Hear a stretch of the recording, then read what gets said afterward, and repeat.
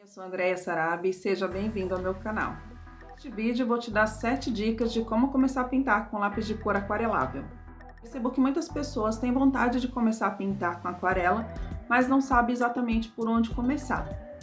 Na minha opinião, o lápis de cor aquarelável é sim uma excelente porta de entrada para iniciar no mundo da aquarela. Eu mesma iniciei com lápis de cor aquarelável lá em 96 no meu curso de moda e fiquei trabalhando com eles durante muito tempo. Bom, dito isso, vamos para as 7 dicas. Independente de qualquer marca, o que você precisa estar atento é no quanto essa mina é macia, porque nós vamos precisar extrair a pigmentação deste lápis com a água. Se você não quiser ficar procurando muito, a Faber-Castell é uma marca de excelência, ela está no mercado há muito tempo e a chance de errar com ele é bem menor. Mas hoje em dia existe no mercado outros lápis que estão aí praticamente pau a pau com a Faber-Castell e que são marcas muito boas e com baixo custo, tá? Eu já experimentei a Faber-Castell, foram os meus primeiros lápis de quando eu iniciei. Depois disso eu ganhei da Staedtler, experimentei, são lápis extremamente macios, são maravilhosos. Depois disso, a Maped, que também é uma marca que me surpreendeu muito, tem uma mina muito macia. Após isso eu experimentei a Tris, a Acrylex e a Léo e Léo. Esses 3 últimos que eu falei são os que têm um custo-benefício melhor, tá? Entre Léo e Léo, Acrylex e Tris, eu fico com a Tris e a Acrylex porque são lápis de mina mais macia. Ressaltar que se você vai começar, não começa com uma caixa de lápis de 36, 60 lápis, 90 lápis. Eu acho que 12 cores é o ideal para você começar, porque assim você também tem mais chances de testar outras marcas e quando você descobrir a que você gosta mais, aí sim você investe numa quantidade maior desse lápis que você comprou. Bom, comprou o lápis, a segunda coisa que você precisa pensar é na escolha do pincel, tá? Geralmente, comumente, dentro das caixinhas de lápis de cor aquarelável, vem um pincel ruim, não são pincéis bons para poder aquarelar. Então, o que você precisa levar em consideração ao escolher o seu pincel não é a marca, tá? Eu não vou falar de marca aqui, porque, sinceramente, eu compro o pincel pelo que ele me dá. Um pincel redondo, sabe, de ponta bem fina, que é o principal, médio. Aqui tem uma questão que as marcas elas não têm uma numeração padrão, então toda marca vai ter uma numeração específica. Por exemplo, eu tô com um pincel aqui que é o número 7, é uma marca da China, eu comprei esse pincel no AliExpress, tem sido o pincel que eu mais uso, eu considero ele um pincel médio, tá? Ele tem aqui da base, ele tem meio centímetro, né, de espessura. E da base aqui até essa pontinha, ele tem 2 centímetros. Então fica a dica, o tamanho para que vocês tenham uma noção, tá? É um pincel médio que eu tô usando para tudo. Por quê? Porque eu vou usar a base desse pincel e vou aproveitar muito bem a parte fina para poder fazer os pequenos detalhes. Então esse pincel apenas me atende super bem. Então quando você for escolher o pincel, inclusive tem aí no mercado, se você tiver sem grana, uns pincéis que são usados para fazer unha artística. Eu adquiri no AliExpress também, na China, alguns pacotinhos desses pincéis para fazer um teste. Me surpreendeu porque eles têm uma...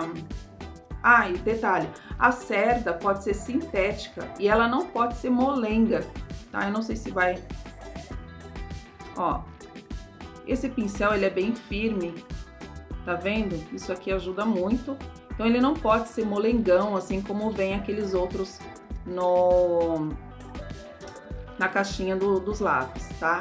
Cerda sintética. E aí esses pincéis que eu falei de trabalhar com unha artística, eles também atendem bem, tem uma cerda sintética e também pode ser usado para poder aquarelar, principalmente se você estiver começando, não tem problema nenhum.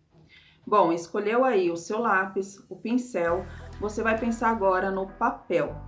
É de extrema importância a escolha do papel. Geralmente na aquarela tradicional nós trabalhamos aí com papéis de gramatura 300, tá? 200, 300. O ideal seria o 300. Procurar um papel aí de gramatura 180, 200, dependendo da marca, é uma boa forma de começar a trabalhar com aquarela. Agora, a dica, o pulo do gato para a escolha do papel é que seja um papel menos rugoso. Ele tem que ser um papel nem liso demais e nem rugoso demais. Ele precisa ser mais liso, porque geralmente os papéis usados para técnicas com lápis tem que ter uma textura mais lisa, porque senão ele funciona ali como uma lixa, você vai deixar seu papel muito marcado. O objetivo de trabalhar com papel mais liso é que a gente precisa que esse pigmento ele desprenda da camada do papel e você precisa que seu pincel, no momento que estiver passando ali, que ele extraia o máximo desse pigmento e que ele saia na sua totalidade. Pelo menos é o que a gente espera, dependendo da marca do seu lápis também.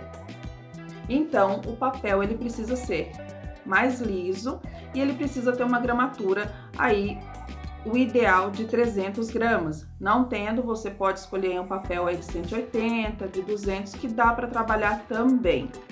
Agora a dica número 5 é: comprou o seu bloco de papel A4, A3, não use a sua folha inteira para fazer seus testes e seus estudos. Divida essa folha, corte essa folha em várias partes, né? Se você compra um A4, você vai ter aí, e você cortar ele em 4 partes, você vai ter 56 folhinhas de tamanho A6 para você poder fazer seus testes. Você vai ter um rendimento muito maior, você vai ter uma produtividade muito maior. Você já separou suas folhas, já está com tudo pronto, o seu lápis, seu pincel, suas folhinhas. Daí agora você vai fazer o seguinte, você vai catalogar as cores dos seus lápis, tá? Isso é importante para você ter ali como referência e saber como que é o seu lápis quando ele é pigmentado.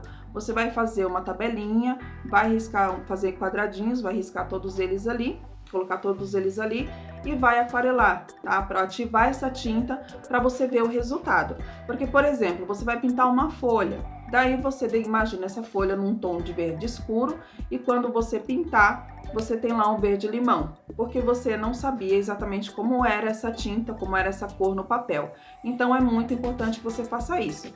Se você não quiser fazer e decidir fazer simplesmente quando você estiver desenhando, é possível também. Só que antes de fazer o desenho, as cores que você vai utilizar, você passa elas no papel, ativa essa tinta para ver como elas vão se comportar no papel. Vamos aí para a dica número 7.